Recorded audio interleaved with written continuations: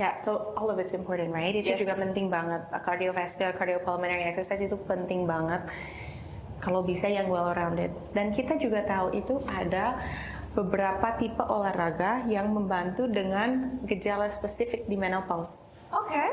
Jadi kita tahu kalau cardiovascular exercise itu bantu untuk mengurangi resiko vasomotor symptoms seperti Yes. hot flashes, night sweats, heart palpitations, dan itu juga bantu untuk yang kognitif seperti brain fog. Okay. Ya, So keep on running.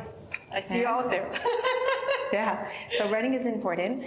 Tapi untuk resistance training kita tahu itu paling bagus untuk cegah metabolic health dan itu juga bantu untuk gejala mengenai mood.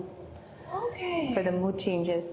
Dan untuk mind body exercises seperti yoga, those kinds of practices itu bagus sekali untuk anxiety dan untuk bantu dengan gangguan tidur. Jadi semuanya penting, kalau bisa dilakukan semuanya. Tapi kalau yang paling ganggu di saat ini gejala anxiety, exactly. Exactly. Jadi kita kalau misalnya memang waktunya terbatas, ya some exercise is always better than no exercise. Agreed. I cannot. Memangnya itu paling penting dan satu halnya kenapa saya juga mulai dengan lari itu karena habis lari idenya saya banyak sekali jadi itu it helps so much untuk yang fokus dapat ide yang baru atau kalau misalnya lagi ada stres di rumah nafas aku lari setengah jam nanti kita ngobrol lagi itu habis itu saya jauh lebih tenang lagi dan life is just easier. Life is easier. Cuman ya memangnya harusnya make time for it. Make time for it dan harus gerak. Ya, kita harus gerak. Selamat datang lagi ke Syaratan Ibu-Ibu. Welcome, Dr. Memi. Terima kasih. Thank you for being here. Dia tadi saya udah bilang dia memangnya satu orang yang luar biasa.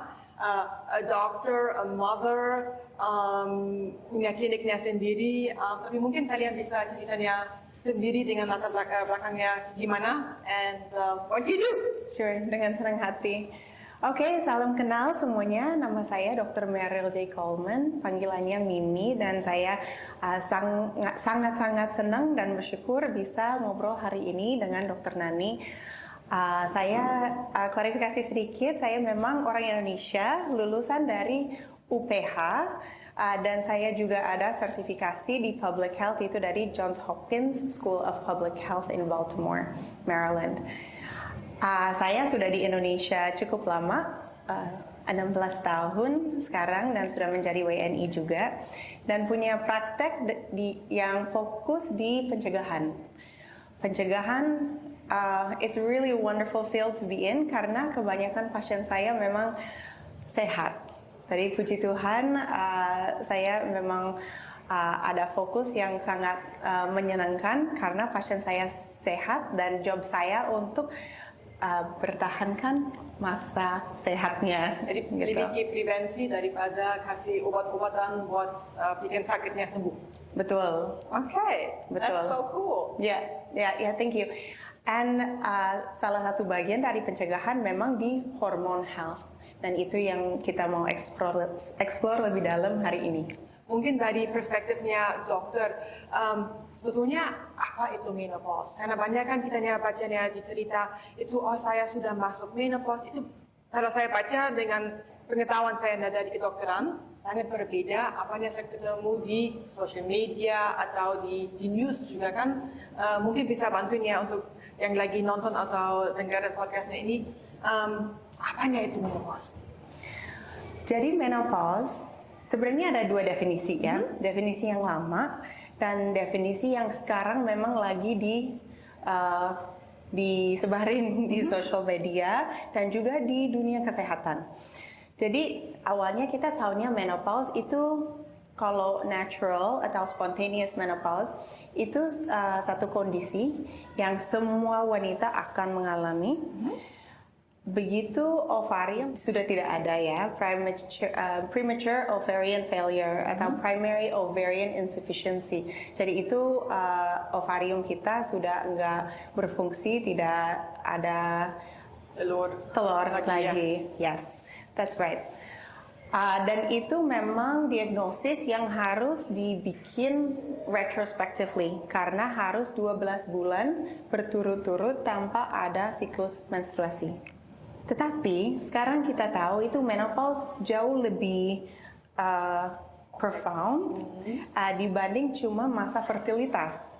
Ya, jadi ini bukan cuma masalah dengan hormon yang diproduksikan oleh ovarium, tapi juga ada multi-system response dari tubuh kita. Karena dari otak itu banyak estrogen receptor. Dari perut, dari kantong kemih, dari jantung, dari tulang, skin, all of it is impacted by kekurangan estrogen. Iya. Jadi sekarang definisi yang kami pakai adalah a neuroendocrine change that occurs in the 4th and 5th decade of life usually, yang ada multi-system impact ke seluruh tubuh. Dan kebanyakan gejala dari perimenopause itu memang nggak ada hubungan dengan fertilitas. Mungkin sebentar untuk yang penonton, yang perimenopause itu waktunya sebelum definisinya atau sebelum boleh bilang menopause kan, jadi itu bisa 10 tahun, 15 tahun sebelum menopause kejadian itu sudah waktu perimenopause atau pre-menopause. Ya, peri. Jadi kalau bahasa medis, peri itu around ya, sekitar. Jadi itu ada early menopause, early perimenopause, late perimenopause, dan juga ada tanggal yang udah terakhir kita mens, dan 12 bulan setelahnya itu juga masih termasuk perimenopause. Jadi the time around your final menstrual period. Yep. Dan menopause itu kalau udah hitung, udah tahu itu 12 bulan tidak ada menstruasi, betul. Dan habis itu namanya apa? Habis itu postmenopause. Dan postmenopause is for the rest of life. Jadi sebetulnya menopause-nya itu cuma satu titik atau satu hari dalam hidupnya kita. Kalau bilang kita nih sekarang mengalami menopause karena kita sadar 12 bulan terakhir gak ada mens. Jadi kalau kita nih mau kasih sekarangnya umur, biar orangnya juga bisa dibayangin. Kalau perimenopause itu bisa mulai umur berapa? Mungkin kita mulai dengan normal age of menopause. Oke. Ya, jadi normal age of menopause umur yang biasanya itu dari 45 sampai dengan 54 tahun. Jadi anywhere antara umur 45 sampai dengan 54 itu termasuk normal age of menopause. Tapi perimenopause itu bisa seperti Dr. Nani tadi bilang, perimenopause bisa 7 sampai 10 tahun sebelumnya. Jadi very simple mathematics shows us that dari umur 35 kita udah bisa masuk ke fase perimenopause. Dan kan biasanya kalau saya belum menopause, tapi saya udah mulai merasa badan saya memangnya berubah. Dan saya memangnya bersyukur saya dokter dan saya bisa baca dengan textbooknya atau saya bisa cari jurnal. Tapi kalau saya bicara sama teman-teman saya, biasanya jawaban mereka yang dapat dari teman, just deal with it. Symptomsnya memangnya it's fine, deal with it. What can you tell those women? Karena symptom itu memangnya satu hal, padahal kita nggak bisa diukur. Kayak hot flashes, berat badan naik atau turun kita bisa diukur. Tapi itu juga like subjective feeling, maksudnya saya feeling bloated or not. Sebagai dokter kita nggak bisa bilang yes atau tidak. So what you deal with those women which have like symptoms which you cannot necessarily measure or like hot flashes like. Yeah, that's a wonderful question. Jadi itu memang banyak gejala dari menopause memang subjektif, dan sebagai dokter kita harus percaya dengan pasien. Kalau kita masa belajar in medical school, they teach you if you listen to your patient, the patient will tell you the diagnosis. Jadi memang kita harus percaya dengan pasien-pasien kami.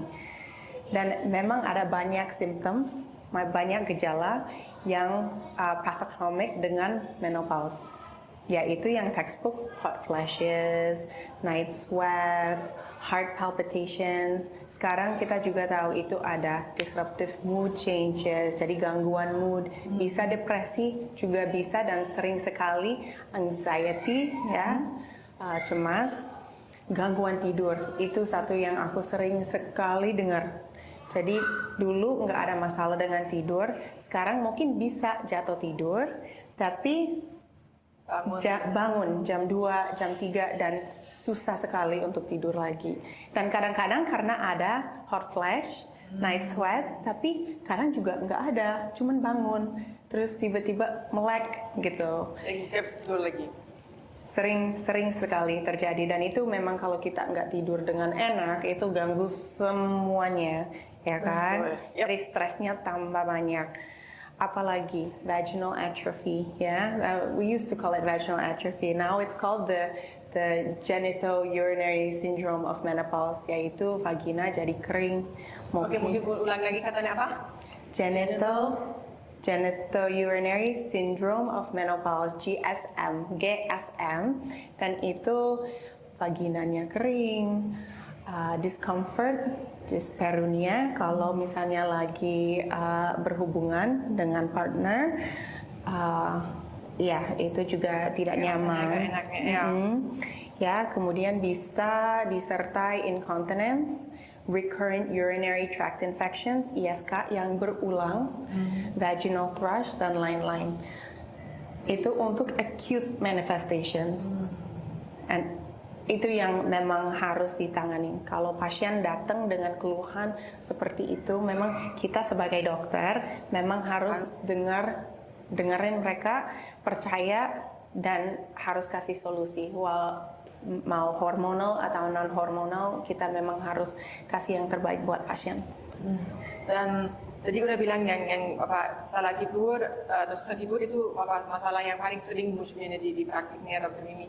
Tapi apanya simptom yang lain? Mungkin kalau bisa di top 3 itu misalnya, atau itu sering ada satu pasien yang datang dia cuma punya satu simptom atau dia punya berapa? Itu misalnya kalau dikumpulnya yang paling seringnya, ya juga nanti mungkin yang ibu-ibu yang lain bisa aja, oh saya juga mengalami itu normal, tapi kitanya harusnya dibahas dan harusnya datang ke dokter untuk dapat bantuan. Mungkin yang bikin banyak orang frustasi kalau kita periksa secara konvensional, ya, mainstream medical pemeriksaan, ada kemungkinan tidak ada masalah. Ada kemungkinan pasiennya sehat-sehat aja. Tapi yang aku paling sering dengar adalah sulit untuk tidur, berat badan naik, tanpa ada change in diet or exercise, jadi makannya masih dijaga, olahraga masih sering atau rutin seperti sebelumnya, tapi makin lebar. Jadi nggak enak, mood, the changes in the mood, the hot flashes, ya, dan sering ada gejala yang seperti yang biasanya kita nggak kepikir itu bisa gara-gara menopause, tapi sekarang karena memang banyak wanita ada masalah seperti ini mulai ada penelitian bahwa musculoskeletal syndrome of menopause, ya, this is also a thing. Jadi lebih sering kena cedera, atau itu bisa juga cedera tanpa ada jatuh atau apa, ya. No trauma, no heavy exercise, just tiba-tiba bangun kok aku kayak frozen shoulder atau joint pain, a lot of the times in the fingers, tangan, pagi hari. Jadi ini juga ada seperti itu. Oke. Jadi kalau kalian pengalaman kayak gitu, boleh datang ke kliniknya dokter Mimi untuk dapat bantuan, atau mungkin yang dokternya paling dekatnya. Itu. Jadi udah ceritakan sedikitnya tentang weight gain, Dan tapi kita kan bisa langsung mikir itu kan metabolisme, jadi pastinya juga ada gangguan insulin. Insulin itu kan juga salah satu hormon. Dan kalau saya ngomong insulin, banyak orang Indonesia langsung takut diabetes. Mereka insulin diabetes udah takut, karena mungkin mereka udah ada temannya atau dalam keluarganya orang yang mengalami diabetes tipe 2 meninggal atau apa, dan it's a huge problem. Mungkin bisa jelaskan sedikitnya apa hubungan antara insulin sama estrogen, atau memang atau lebih general yang apanya efek estrogen di metabolisme kita. Oke, jadi kalau misalnya kita hormon mulai turun, itu juga efeknya kita nggak bisa nilai dengan subjective symptoms yang tadi. Jadi kadang-kadang kita nggak ada rasa kalau misalnya kita menjadi insulin resistant yang Dokter Nani bilang. Jadi diabetes kita nggak bisa lihat secara binary, black or white gitu, healthy atau diabetes. Tapi antara dua itu memang ada proses, ya, ada proses untuk dapat early insulin resistance, kemudian late insulin resistance, baru bisa jadi DM tipe 2. Kalau misalnya semua hormon, seks hormon mulai turun, kita lebih beresiko kena insulin resistance. Dan kalau itu enggak ditanganin, itu bisa progres ke diabetes. Jadi itu yang kita mau cegah. Makanya fokus di pencegahan. Tuh. Ya. Jadi itu juga satu alasan kenapa misalnya perempuan yang naik berat badan. Betul, betul. Juga itu sebenarnya multifaktor ya. Jadi kalau misalnya kita nggak ngerasa enak, kalau kita ngerasa moodnya drop atau tidak ada energi atau tidak ada rasa semangat, kita juga nggak mau gerak, ya kan? Males gitu. Jadi dan biasanya umur yang menopause itu di umur ya late 30s, 40s, early 50s, which is the time when women kebanyakan lagi di the pinnacle of your careers gitu. Jadi sebagai wanita sekarang kita memang ngurus rumah, ngurus anak, ngurus suami, tapi kita juga kebanyakan kerja. Jadi kalau misalnya kita mulai stres, sering terjadi wanita kirain oh ini mungkin karena faktor ini, faktor itu, dan jarang cegah kesehatan sendiri. Jangan periksa ke dokter, memang gak ada waktu ya. Ya lebih gampangnya saya datangnya untuk ke hairstylist untuk potong rambut daripada sayanya datang ke lab untuk periksa darah atau langsung datang ke padahal mereka ada teman dokternya untuk periksa. Ya betul. It's unfortunate but it's true. Kalau misalnya sudah tidak ada estrogen, kita daripada kumpulin lemak. Estrogen yang bikin kita ngerasa seperti wanita ya. Jadi kalau masih ingat masa baru mens pertama kita mulai produksi banyak estrogen, right? This is when we become a more womanly shape, right? Ada pembesaran payudara, terus kita sebagai wanita di umur 25 kita biasanya yang bentuknya lebih ke Spanish gitar, ya, atau pear, ya, pear. Dan kalau sudah tidak ada hormon itu, kita mulai shape-nya seperti buah apel.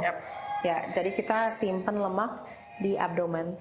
Jadi kalau misalnya saya udah mengalami menaikkan berat badan, tapi dietnya saya udah sehat, saya udah jaga, saya udah makan yang teratur dan juga benar-benar whole grain, buah-buahan. Karena misalnya kan orang Indonesia memang makan kurang buah-buahan, padahal tropical country have so much great food here. Tapi kayaknya udah lengkap deh kayak gitu. Apa yang saya bisa lakukan selain makanan atau jaga makanan? Kalau saya memang tip of my career, aku urus anak-anaknya, suami gimana? What else can I do? Oke, so ada banyak dan kita memang selalu harus mulai dengan foundation, ya. So we talk about the way that we nourish ourselves, apa yang kita makan. We talk about the way that we move our bodies, ya, cara kita olahraga. We talk about the way that we rest and recover, ya, jadi pola tidur. And then we talk about stress management. Jadi semuanya kalau misalnya kita kasih hormon atau obat yang terbaik. Kalau ini nggak benar, jadi sulit ya. So I think we can talk about the 4 of those in more detail. Tapi di luar itu, memang ada yang lain yang kita harus periksa. Selain seks hormones, juga ada yang hormon tiroid, which is a lot of symptoms overlap. Jadi ada gejala yang mirip-mirip dengan menopause seperti naikin berat badan, brain fog. That's one that I missed before. Brain fog, difficulty focusing, memory lapse. Searching for the words, incomplete sentences, itu sering banget dialami, tapi itu juga bisa di hipotiroid. Dan hipotiroid menurut saya banyak yang miss, ya. There's a lot of misdiagnoses for that. So itu salah satu yang memang kita harus periksa untuk tahu fungsi tiroid. Jadi lebih bagusnya karena kita sekarang udah bicara sama lab. Kalau saya udah merasa ada changes di badan saya lebih bagusnya konsul sama dokter dulu, atau saya bisa datang aja ke lab, periksa tadi yang seks hormon, thyroid hormon, mungkin darah rutin, dan saya bawa labnya ke dokter atau gimana? Menurut saya lebih baik periksa ke dokter dulu untuk kasih tahu, karena bukan semua lab bisa kasih banyak insight di setiap fase. Jadi kalau kita berbicara tentang fase menopause atau fase stages of the menopause transition, itu ada early perimenopause, late perimenopause, terus final menstrual period, early postmenopause, dan pemeriksaan akan berbeda di setiap fase. Dan untuk menentukan fasenya memang harus ada pemeriksaan klinis dulu. Jadi harus ada riwayat mensnya, gejala, dan lain-lain. Dan itu kan juga penting bahwa kitanya misalnya masih ada mens, kitanya bukan cuma hari ini datang, kitanya juga harus lihatnya itu hari berapa dari mens. Betul.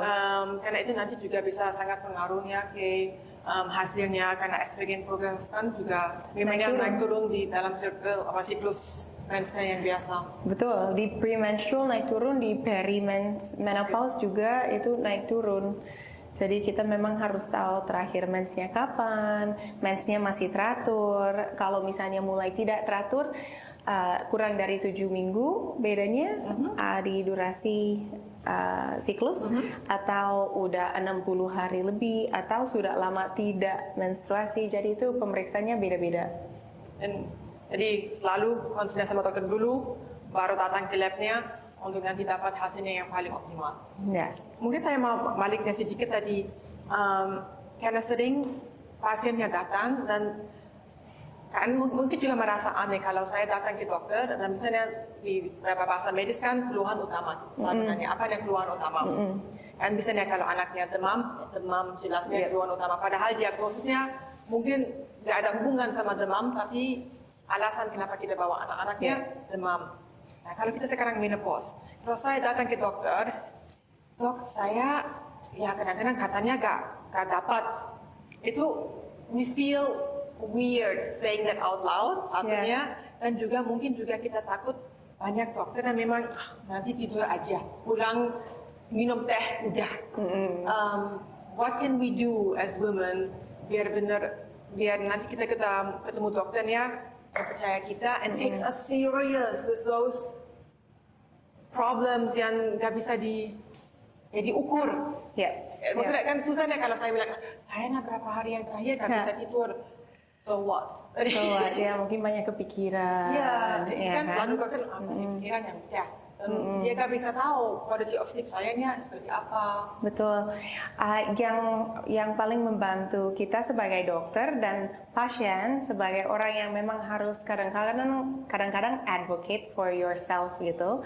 Jadi yang paling membantu adalah tracking first, of course, your cycles. You should track your cycles, but also your sleep. It doesn't have to be with a fancy sleep tracker. Bisa juga dengan aku tidur semalam jam berapa, bangun jam berapa, dan saya rasa pas bangun kayak gimana gitu.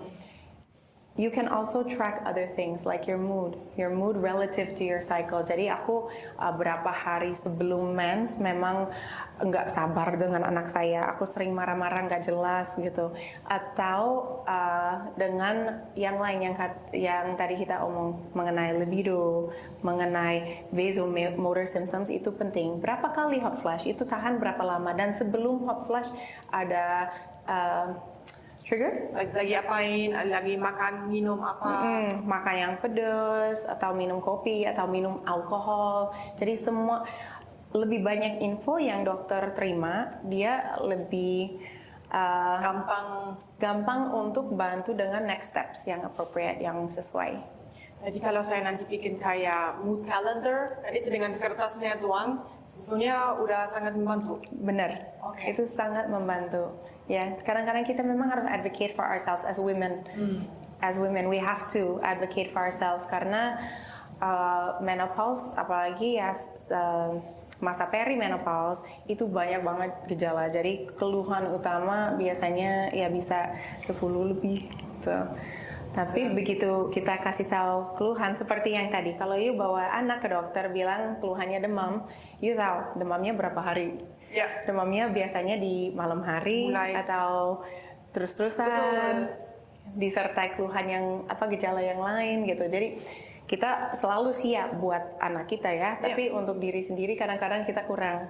Jadi harus datang dengan siap. That's true. How important menurut kalian itu kita ngobrol sama partner kita?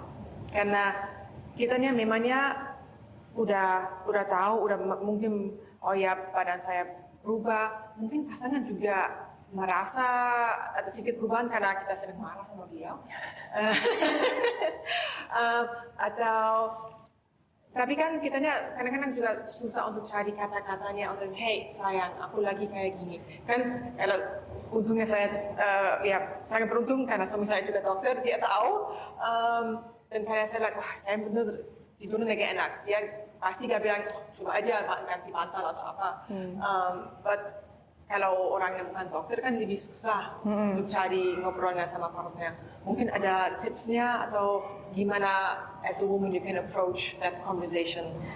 Well, I think that memang kita harus banyak diskusi dengan our male counterparts, bukan cuma suami tapi anak yang cowok ya, anak yang cewek pun ya, kita memang harus banyak diskusi karena ini topiknya yang cukup berstigma. Malu ya, mungkin karena kita sebagai wanita ya kita mau, we want to feel like a woman, and the hormone that gives us that feeling of being a woman memang estrogen ya. Jadi kalau misalnya estrogen mulai berkurang, kita ngerasa we are losing our womanhood, the things that make us who we are in a way, and that's true. Salah satu keluhan yang aku juga sering dengar, it's I don't feel like myself. You know, and that's a horrible thing to have to talk about and have to admit. But if you can't talk about it with your partner, mau dengan siapa lagi gitu. Jadi you need to inform your partner, dan harus bawa mereka untuk diskusi. Mungkin bisa ajak juga ke dokter supaya dokter juga bisa bantu menjelaskan secara biochemistry apa yang terjadi di dalam tubuh istrinya gitu. Bukan dia sering marah-marah karena senang dimarahin gitu. Ya, tapi memang ada reason, there's a reason for it. Dan kalian kan juga udah punya 2 anak. Dan anaknya belum mulai puberty. Tapi di rumahnya udah mulai ngobrol tentang topiknya apa, maupun puberty atau changes in your own, karena kamu udah bilang kamu udah dilewati menopause. So we've spoken about a lot of it. Jadi anak saya sudah mengerti tentang hormon, sudah mengerti tentang pubertas, dan juga mengerti ya sedikit tentang menopause. Jadi kalau ibu lagi marah, karena anaknya nakal, dia tahu. Mereka tahu, dan part of my mission is to change the conversation around this supaya itu sesuatu yang normal, karena ini bukan sesuatu yang optional. Semua wanita akan mengalami. Yap. Jadi kalau misalnya kita nggak diskusi, nggak ada yang siap gitu. Jadi Betul. ya, and if it impacts all the women, it impacts all the men because Pasti ada pasangan, yes. pasangan atau ibu atau anak atau sister gitu. Jadi atau colleague at work, right? This is something that needs to be. Dan itu conversation dengan anak-anaknya bukan cuma buat perempuan. Kita juga harus duduknya sama cowok kita, like our sons, to tell them, hey, this is also Yes. for your future. For your future, that's right. That's exactly right. Tadi kan udah ngobrolnya sedikit nih apa yang kita juga bisa lakukan dari nutrisi, sleep hygiene, dari olahraga. Mungkin sekarang kita bisa nih shiftnya ke sana sedikit. Apa yang kita nih harus jaga? Kita mulai mungkin utamanya dengan makanan. Apa yang kita nih harus jaga? Yang paling sering ditemukan pada pasien di umurnya saya dan mungkin umurnya Dr. Nani, aku nggak tahu Dr. Nani umur berapa, tapi kita harus utamakan protein, ya, karena kita kebanyakan, ya ini tergantung ya, kalau misalnya ada penyakit ginjal yang mungkin beda cerita, tapi secara umum wanita nggak makan cukup protein. Ya, jadi kita butuh cukup protein untuk maintain our muscle mass ya, supaya bukan cuma otot tapi tulang juga akan sehat masa depan ya. Dan harus juga makan banyak fiber, serat, mau soluble atau insoluble fiber, itu kebanyakan wanita nggak makan cukup. Jadi itu yang kita sering saran ke pasien.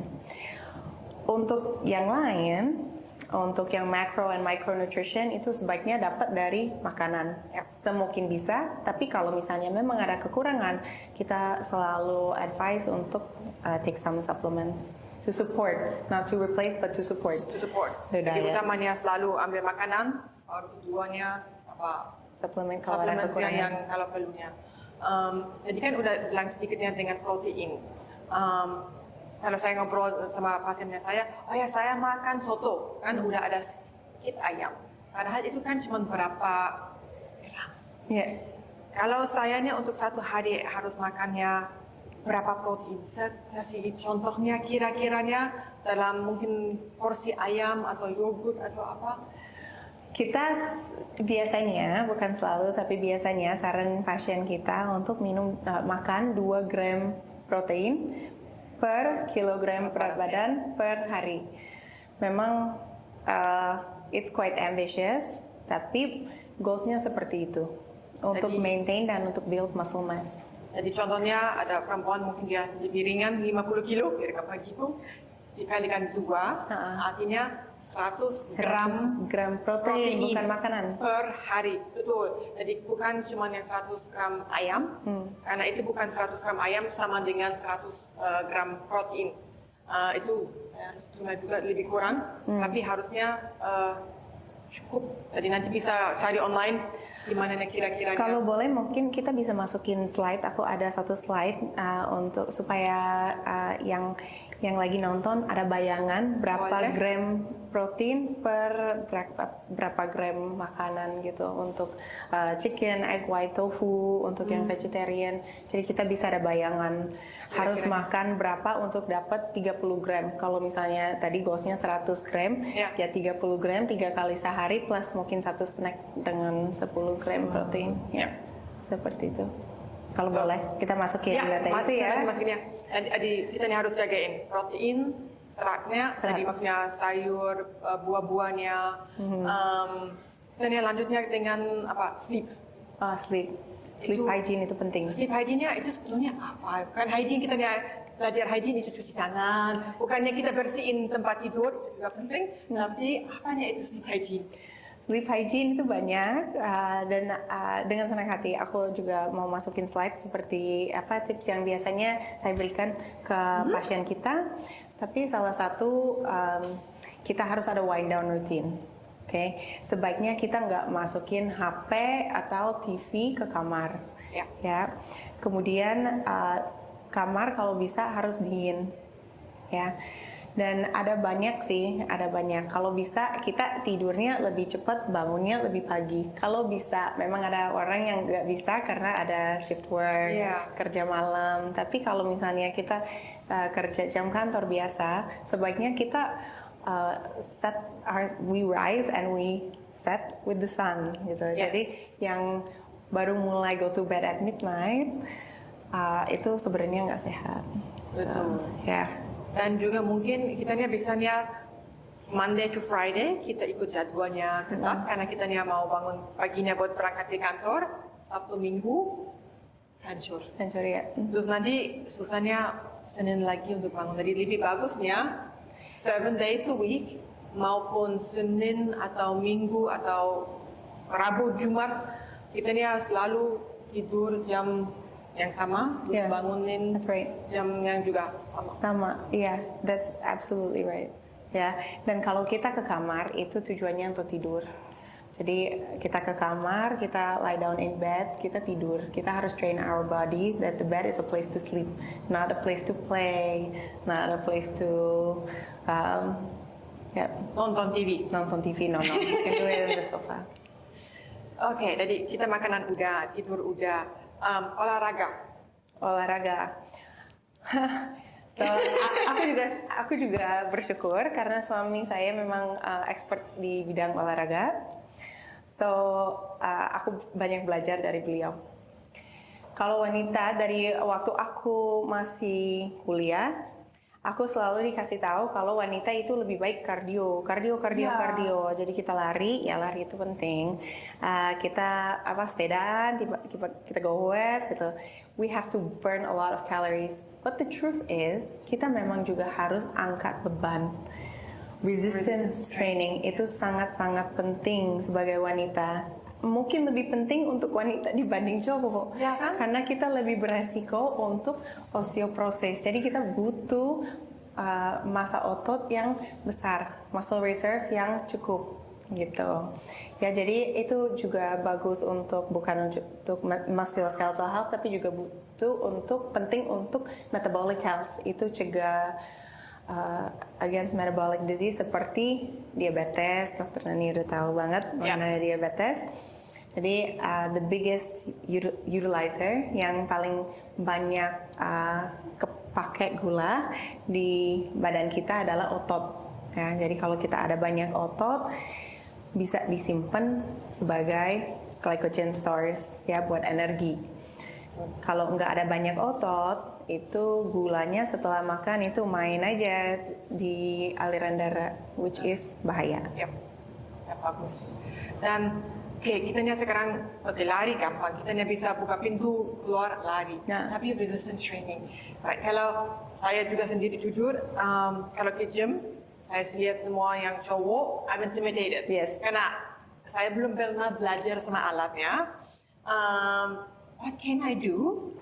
Atau mungkin ada berapa sarannya saya bisa lakukan di rumah? Karena agak berani yang keluar karena mungkin belum bisa yang angkanya 100 kilo mungkin cuma 5. Itu apa yang 5 is much better than 0. Yeah, so so we can always start light and progressive overload. Jadi kita mulai dengan 1. Kita nggak langsung mulai dengan 20 ya. Kita mulai dengan 1. Body weight juga itu termasuk resistance training. Kalau misalnya kita squat, push up, kalau masih bingung bisa minta advice dari expert. Dan juga kita nggak harus angkat beban kalau belum siap. Sekarang ada banyak alternatif yang lain, seperti resistance bands. Yeah, so there's a lot of different options. TRX is a wonderful one that you don't need to go to a gym for. Jadi nggak usah ke gym. TRX. Yeah, it's a suspension training that you can do by yourself at home. Itu juga termasuk resistance training. Pilates juga termasuk resistance training. Resistance bands. Jadi banyak pilihan. Kita cari yang cocok buat kita, yang kita bisa melakukan secara konsisten, karena itu paling penting. Kalau bisa, kalau untuk yang belum olahraga, mungkin 2 kali per minggu mulai. Ya, kalau misalnya udah biasa, bisa naikin ke 3 sampai 4 kali per minggu. Dan untuk cardiovascular itu juga tergantung starting point-nya. Kalau nggak salah, Dokter Nani senang lari ya? Saya lari, dan masih resistance training kurang. Tapi larinya udah pasti 2. 3-4 kali seminggu. Yeah, so all of it's important, right? Itu Yes. juga penting banget. Cardiovascular, cardiopulmonary exercise itu penting banget. Kalau bisa yang well-rounded. Dan kita juga tahu itu ada beberapa tipe olahraga yang membantu dengan gejala spesifik di menopause. Oke. Jadi kita tahu kalau cardiovascular exercise itu bantu untuk mengurangi resiko vasomotor symptoms seperti Yes. hot flashes, night sweats, heart palpitations, dan itu juga bantu untuk yang kognitif seperti brain fog. Oke. Ya, So keep on running. I see you out there. ya. So running is important. Tapi untuk resistance training kita tahu itu paling bagus untuk cegah metabolic health dan itu juga bantu untuk gejala mengenai mood. Oke. For the mood changes. Dan untuk mind body exercises seperti yoga, ya, those kinds of practices itu bagus sekali untuk anxiety dan untuk bantu dengan gangguan tidur. Jadi semuanya penting, kalau bisa dilakukan semuanya. Tapi kalau yang paling ganggu di saat ini gejala Apa ini, anxiety-nya? anxiety, exactly. Lagi yoga. Exactly. Jadi kita kalau misalnya memang waktunya terbatas, ya some exercise is always better than no exercise. Agree. I cannot. Memangnya itu paling penting dan satu hal yang kenapa saya juga mulai dengan lari itu karena habis lari idenya saya banyak sekali jadi itu it helps so much untuk yang fokus dapat ide yang baru atau kalau misalnya lagi ada stres di rumah nafas aku lari setengah jam nanti kita ngobrol lagi itu habis itu saya jauh lebih tenang lagi Yeah. dan life is just easier. Life is easier. Cuman ya memangnya harusnya apa make time for it. Make time for it dan harus gerak. Ya, kita Yeah. harus gerak. Oke, dari kita sleep, nutrisi, olahraga. Kalau kita sekarang masuknya dengan terapi, Terapi hormon terapi hormon atau mungkin terapi juga menopause. non-hormon. Sure. Did I forget anything? Food, exercise, You got them. sleep. Okay, Yeah. good. That's why I was like, Oke, jadi kita dengan terapinya dari dokter, dan Yeah. juga ada 2 jalur, satunya hormon, satunya non hormon. Mungkin kita ngobrol hormon dulu, karena itu sangat controversial. Controversial. Ada berapa orang ini aman, ada berapa orang ini jangan, itu bahaya. What's your take? Well, aku mau tanya balik ya.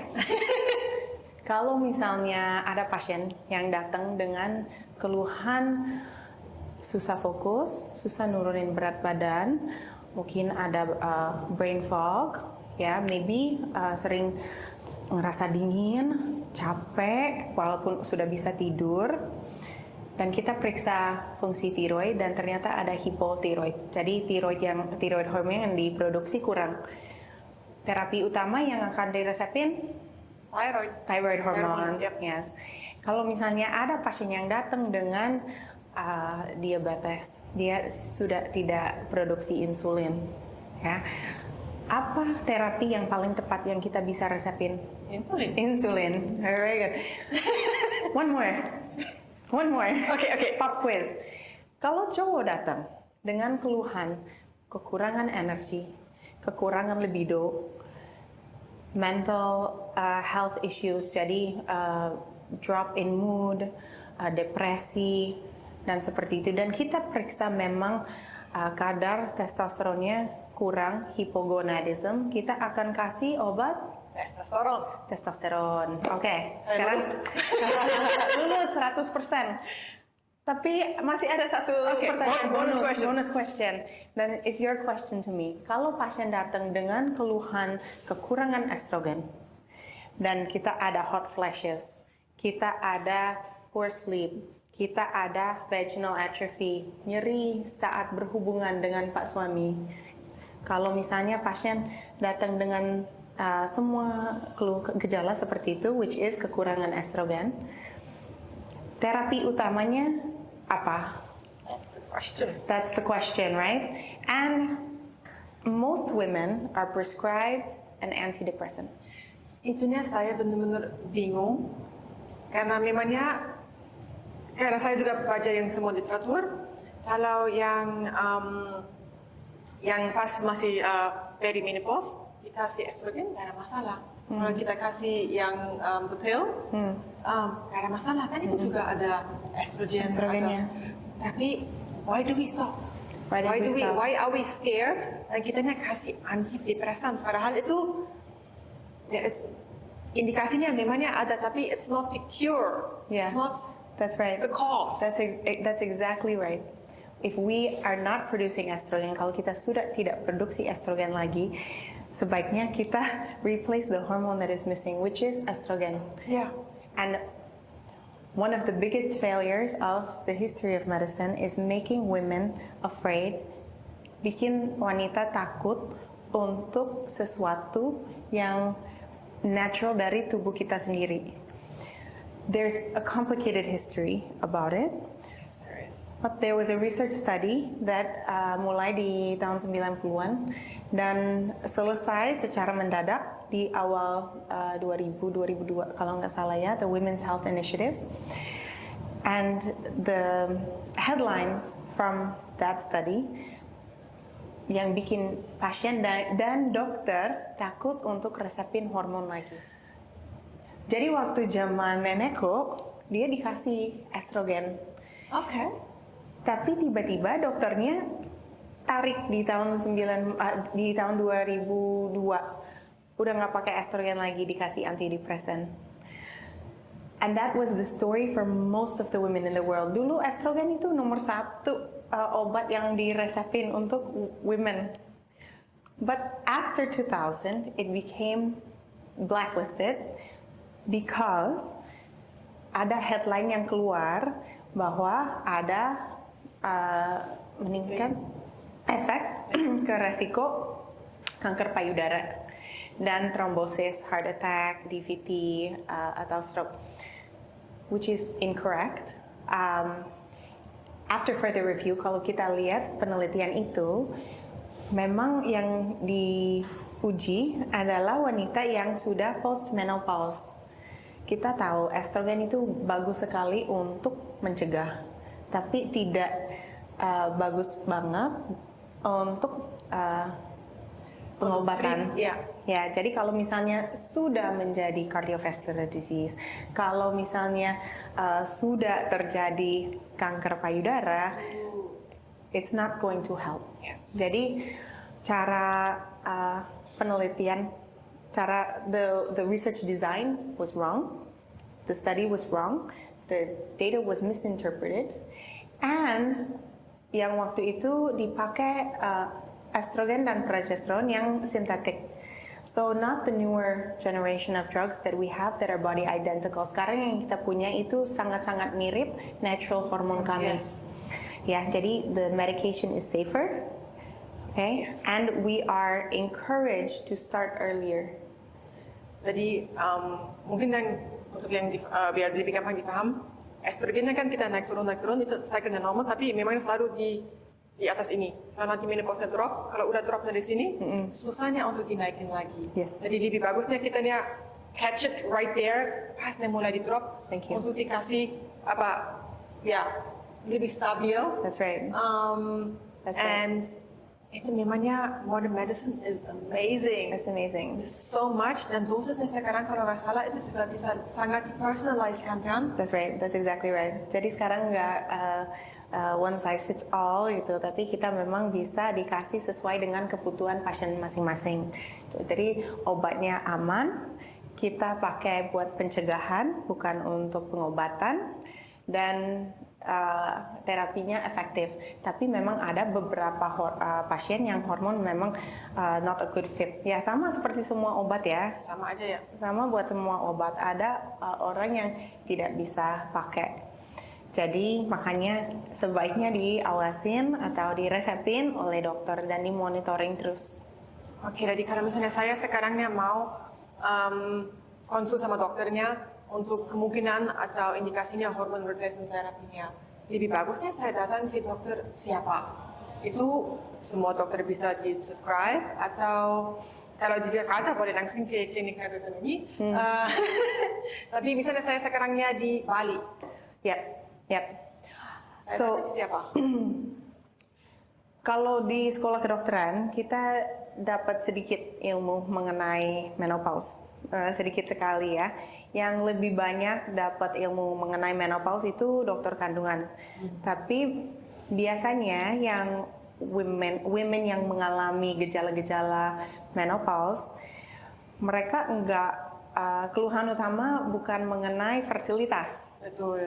Tapi lebih ke gejala-gejala yang sangat disruptive, Right, yeah. ya, like hot flashes, like night sweats, like mood disturbances, like insomnia, dan itu kebanyakan memang gejalanya neuro, ya, vaginal atrophy, pain on intercourse, those are systemic problems which is biasanya nggak ditanganin dengan dokter OBGYN, dokter kandungan. Tapi semua dokter sebenarnya bisa. Jadi sebaiknya cari dokter yang ada pengalaman mengenai hormon. Dan kalau misalnya belum ada pengalaman dengan hormon, yang senang untuk belajar dari pasien juga. Jadi kita harus datang ke janjian, ke appointment dengan siap, dengan semua catatan, dan kita harus bantu mengedukasi dokter karena memang dokter dapatnya sedikit di masa kuliahnya, Yep. ya. Tapi kebanyakan dokter memang pengen tahu dan pengen belajar juga, dan ini salah satu condition which is very prevalent, yes, and very important. Jadi pasti kalau udah ada family dokter yang sudah percaya dan sudah sering ke situ, boleh ke dokter yang itu. Ke dokter neurologi juga boleh, dokter saraf, atau ke dokter obgyn. Dan itu mungkin juga ya untuk boleh dinamain itu it's not satu obatnya bisa bantu untuk semuanya pasien, kan ada patch, ada oral, Yes. dosisnya juga sangat pengaruh. Itu miripnya kayak mungkin ada temannya punya temannya dengan thyroid, kan mereka selalu harus ganti dosisnya. Betul. Dan dengan hormone replacement therapy itu mirip kan, kitanya juga. Padahal misalnya kita sekarang dapat patch, itu hormone replacement it doesn't work. No, mungkin the methodnya itu nggak bagus belum buat cocok. kalian atau dosisnya belum pas. Itu selalu kan harusnya juga ya mix and match Disesuaikan. and see mana yang paling bagusnya buat kalian. Betul sekali, betul sekali. Apalagi kalau pakai yang body identical, yang natural hormones, itu memang ada harus sabar untuk menyesuaikan dosis dengan tubuh kalian. Benar, ya, benar. Itu sekarangnya hormone replacement therapy. Kan juga ada non hormone therapy ya. Biasanya itu apa? Yeah, so one is antidepressants, so SSRIs, SNRIs. Jadi ada beberapa, ada yang baru masuk ke Indonesia tahun ini baru dimasukin, baru banget ya? baru banget. Itu yang non hormonal option untuk treating menopause. Dan itu baru masuk di tahun 2025 baru banget.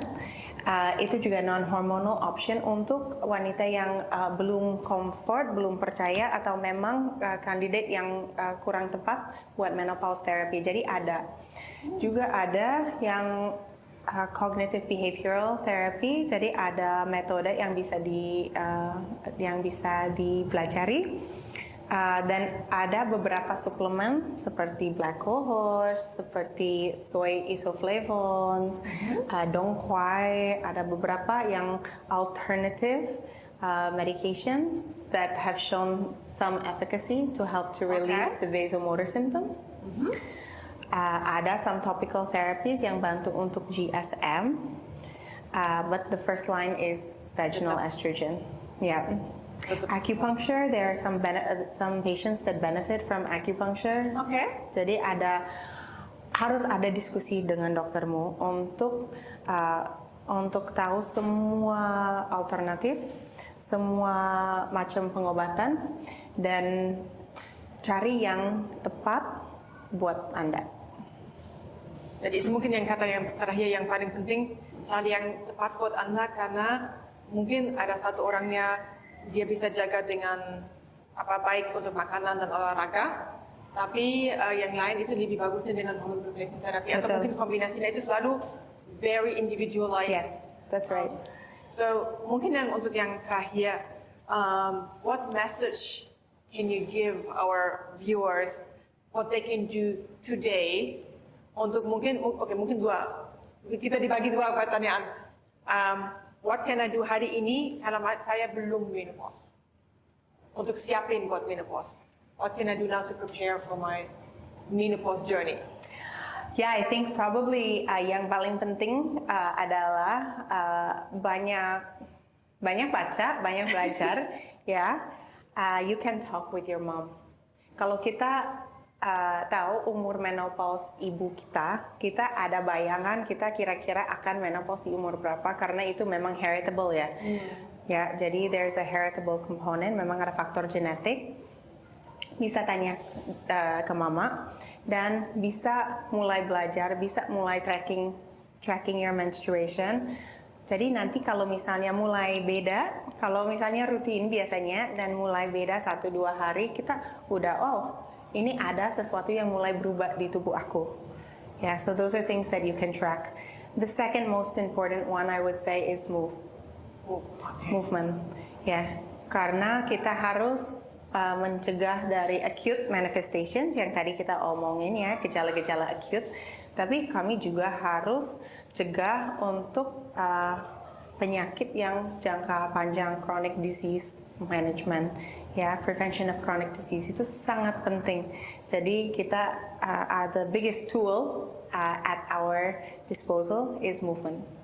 Dan mungkin itu satu hal yang kita bisa lakukan barengan sama pasangan, biar juga buka pintunya untuk ngobrol dengan simptom segala macamnya. And it's selalu enaknya kalau ada orang lain. Kalau kita lari, kalau saya lari sendiri dia bosan. Kalau ada yang teman itu lebih enaknya. Oke, untuk yang pertanyaan kedua, what can I do now atau apa yang sarannya dari dokter ini untuk kalau saya sudah menopause? Listen, semua wanita beda dan which point of our journey we're on is different. Jadi sebaiknya untuk step pertama konsultasikan dengan doktermu supaya kalau misalnya memang ada yang gejala bisa ditanganin dan kalau tidak ada gejala, kita bisa screening secara clinical history taking, anamnesa, dan juga screening darah untuk tahu kita paling beresiko kena efek jangka panjang dari menopause seperti apa dan kita bisa mulai mencegah dari sekarang. The exercise component is still very important. Pola makan juga sangat penting, pola tidur juga sangat penting. Semuanya penting ya. And we're never too old because the youngest we will ever be is today. Ya. So semuanya saya sangat berharap setelah nonton diskusi antara Dr. Nani dan saya hari ini semuanya mau mulai dari hari ini untuk hidup lebih sehat. Dan take one step at a time, jadi gak usah sempurna semuanya. Tapi kalau misalnya hari ini mulai dengan makanan lebih dijaga atau mungkin nanti malamnya mau jalan-jalan sama suami, itu udah one step. Besoknya bisa. That's right. Jadi kalau misalnya ada beberapa penonton atau negara lagi di Jakarta mau ketemu di kliniknya Dr. Mimi, mereka bisa ketemu kaliannya di Doctors Clinic Indonesia di Jakarta Selatan. Lokasinya di Karet Semanggi. Nanti kita kasih link atau nomor HP mungkin ya di bawah biar kalian bisa kontak dan bikin appointment. Awesome. Thank you so much. Thank you. Terima kasih, Dr. Nani. Semoga kalian juga dapat pelajaran yang baru, informasi yang baru, and hope to see you guys soon. Okay. Terima kasih. Sampai ketemu lagi minggu depan. Salam sehat. Bye.